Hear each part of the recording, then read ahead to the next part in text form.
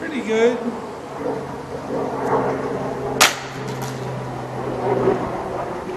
We just saw Captain America. I'm Chris. And I'm Bert.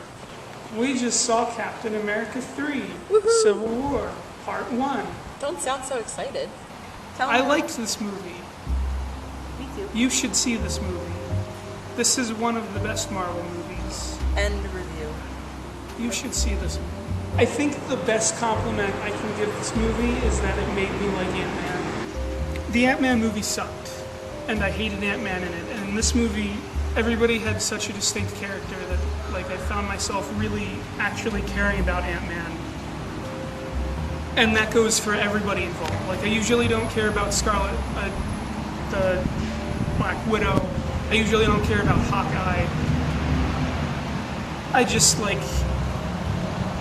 so the dialogue in the Joss Whedon movies, which I despise, everybody sounds the same. Nobody sounds different. They're all they're very clearly written by the same man. And none of it is really funny. But in this movie, and this is why I was so excited for it, because the directors of Winter Soldier made a really good movie. Everybody was different. All the characters were very distinct. They all had a different style of humor. They all fought differently. They all used what they had. The people behind this film really knew what they were doing with these characters, and you should see this movie. This movie was one of the first movies that made me care about superheroes in a really long time. We had been seeing every superhero movie, Avengers 2, Ant-Man, Deadpool, Batman vs. Superman, and the action was boring. I didn't care about the characters anymore, and this movie was so much fun. It made me fall in love with superhero movies again. Yeah, I really cared about the characters. The scene that you want to see this movie for, where they're all fighting, it was a very strange experience for me personally, because it was that's what you're there to see. You're there to see Spider-Man fighting Iron Man, and I think I got the team switched up there. A little bit. You're there to see them fighting, and in that scene, I cared about them all so much that I was just overwhelmed with emotions, and I was like, guys, stop, please. And I didn't want to keep watching that scene, as good as it was, and that really doesn't happen that often, where I care about that many characters in one scene. I think the only critique that I heard that I could take seriously was someone told me that the conflict seemed a little forced and a little fast. And it does seem interesting that as soon as something goes into effect right away, it starts to flare up and they realize why it was a bad choice. So I can understand that critique. I guess it makes sense. But other than that, I can't see a single thing that was wrong with it. Somebody brought up the point to me that there didn't need to be a villain in this movie. The villain was the different ideals.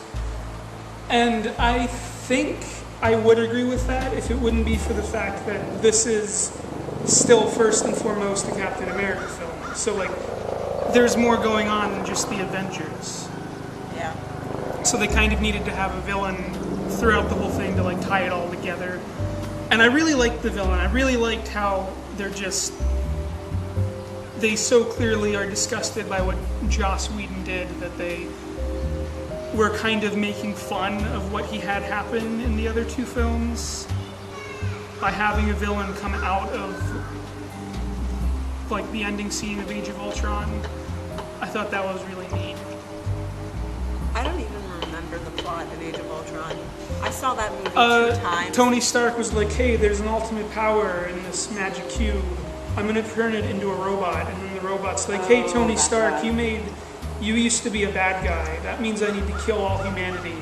And then he tried to kill all humanity by lifting a continent into space and dropping it onto Earth to cause a giant earthquake to kill all of humankind. I'm bored, stop. And then the Avengers stop him.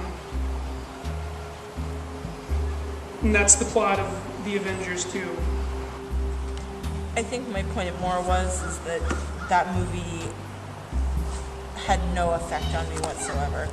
No, because everybody was like there was nothing. Everybody was the same. There were no stakes. You knew they were gonna win. Yeah. Nobody really got hurt. It was awful. Very, very awful. Okay, so enough about that movie, Civil War. Anything else you want to say? I want to say that Spider-Man was awesome in this. I forgot how much of a Spider-Man fan I was because I was boycotting the Amazing Spider-Mans for being so terrible in a remake after like 3 years. And Spider-Man was so good.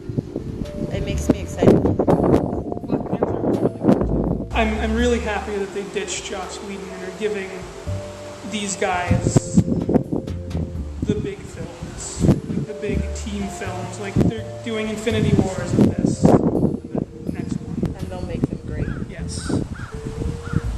Just in time for the superhero craze to die down. Alright, would you recommend it? Yes. Yes.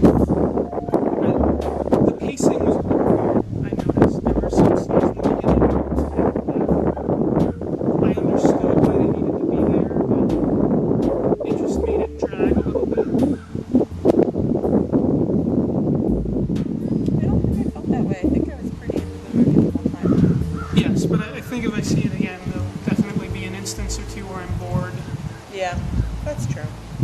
There was a lot of really good stuff in this movie, though. You should really go see it if you care about trends in film at all. This is like the movie you need to see to understand the superhero trend.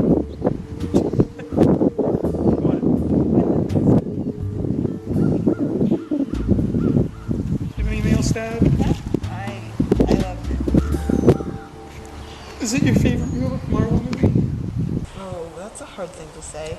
Because mine's still, I think, either Guardians or Spider-Man 2. I would put this above Spider-Man 2, but I haven't seen it in a really long time. I would say Guardians, Iron Man, and the whole Captain America trilogy. No, this might be my favorite Captain America movie. I mean, to be fair, out of like the Disney Marvel movies, there are only like 3 good movies so far. Out of like the 9 they've made. Out of the Disney Marvel movies, this one could be the top. No, I like Guardians more. Oh, is Guardians on Disney one? Okay. Yeah. All right, second best. The good Disney Marvel movies are Iron Man 3, Guardians, Captain America 2, and now this. Thor 3 is looking pretty good. Really? Just because it's being directed by the guy that directed What We Do in the Shadows. God, Apparently I hope Jeff Goldblum is playing the villain. I really hope it's good. I really hope Jermaine Clement shows up in it. It'd be hilarious. Can he be the villain?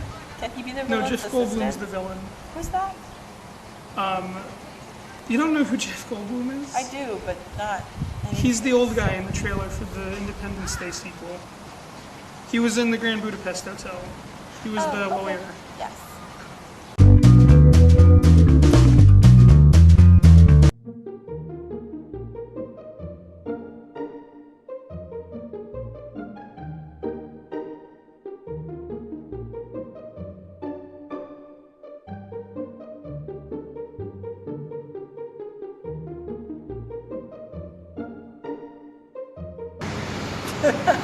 Because I hated that movie so much because it was a bad movie made even worse by what was happening behind the scenes. It's like there's a lot of annoying noise around here. That's okay. Because now the truck's gone and we have to wait for that helicopter.